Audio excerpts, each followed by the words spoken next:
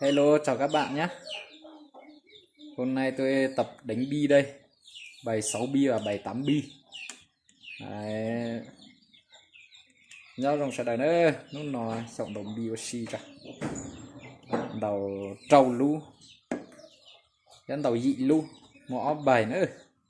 Đó xì má ơi. Nhó rèn rèn dọc kho thì sợi trong này trái như gạo chứ. Ô, nó nào cô xó cần cầu đi á. Một hậu lự lò sát xa xó ít bìa dậy lao. Nó mà tao học gì à đỏ đỏ chứ xó cười nó rồng sẽ đây nên sách của đầu bi đã xỉa một đây. Đấy, chuẩn bị đây rồi, ok ok nhé.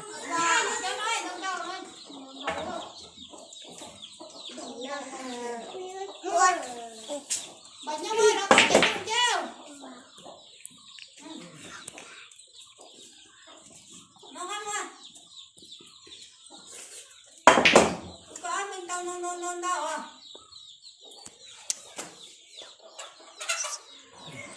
Ngon quá.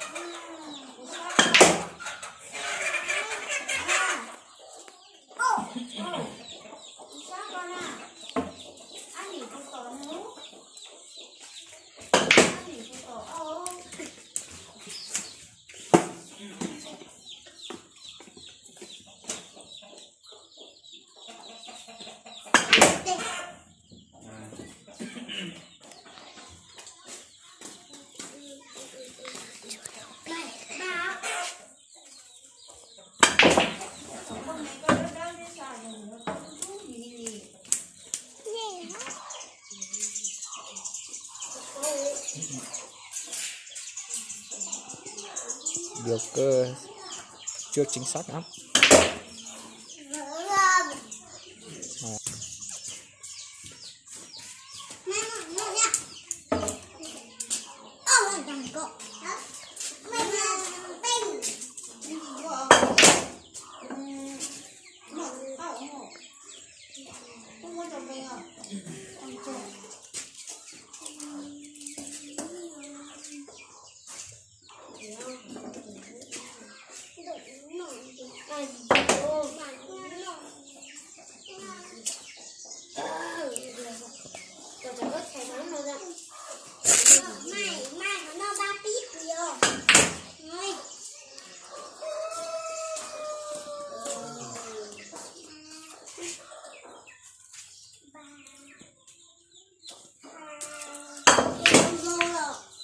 Ôi chặn đầu số 5 rồi. Cái này con số 5 này một tí phải khó đánh rồi, khó vào rồi.